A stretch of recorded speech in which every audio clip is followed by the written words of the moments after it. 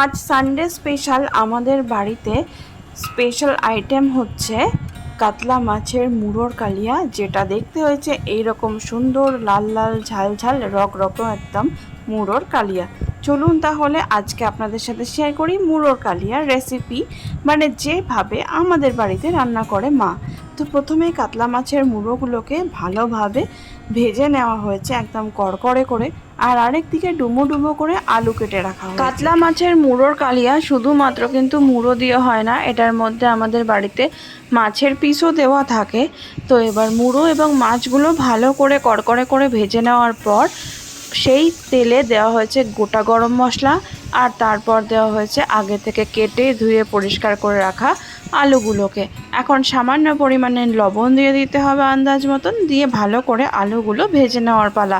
Basically এই রান্নাটা ভাতের থেকেও রুটি বা পরোটা দিয়ে রাত্রের দিকে খেতে আরও বেশি ভালো লাগে। তো সে যাই হোক, চলুন রান্নায় ফেরা যাক। এরপর হচ্ছে একটা গোটা পরিমাণ পেঁয়াজ এখানে মিডিয়াম সাইজের কেটে দিয়ে দেওয়া হলো। তারপর দেওয়া হচ্ছে একটা গোটা টমেটো,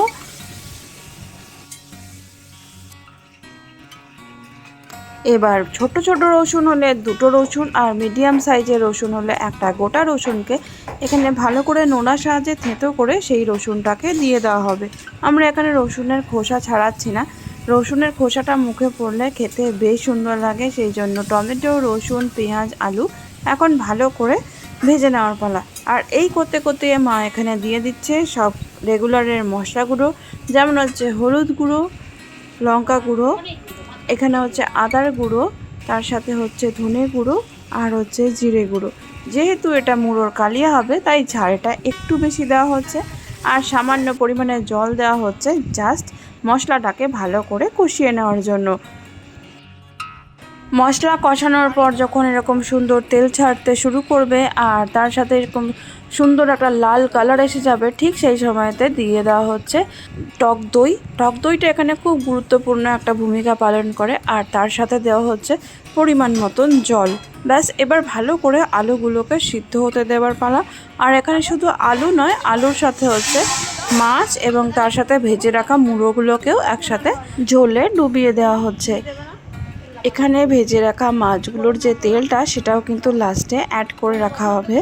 আর আপনারা আপনাদের মনের মতন ঝোলের কনসিস্টেন্সি রাখতে পারেন, যেহেতু কালিয়া আমরা একটুখানি কম রাখবো ঝোলের কনসিস্টেন্সি, কিন্তু আপনারা চাইলে আর একটু বেশি রাখতে পারেন।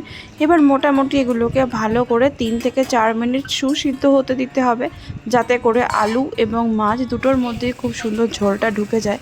আর তারপর 3-4 মিনিট সিদ্ধ হওয়ার পর দেখুন এরকম সুন্দর একটা বলক এসে গেছে, আর কত সুন্দর একটা কালার এসছে। 4-5 মিনিট পর ভালো করে সব কিছু সুসিদ্ধ হয়ে গেলে গ্যাসের ফ্লেম অফ করে ওপর থেকে একটু ঘি দিয়ে আবার কিছুক্ষণ স্ট্যান্ডিং টাইমে রেখে গরম গরম নামিয়ে পরিবেশন করুন কাতলা মাছের মুড়োর কালিয়া। এর মধ্যে আমরা আবার একটুখানি ডিমও ডুবিয়ে দিয়েছিলাম, সিদ্ধ করে রাখা ডিম, যেটার জন্য দেখতে আর একটু বেশি ভালো লাগছিল। এই রান্নাটা মূলত ভাত বা রুটি দুটোর সাথেই কিন্তু দারুণ যায়, তবে হ্যাঁ, পরোটা লুচির থেকে কিন্তু ভাত বা রুটির সাথে এটা বেশি সুন্দর লাগে। আজ তাহলে এই পর্যন্তই, ভালো লাগলে লাইক করে দেবেন। Tata, bye bye.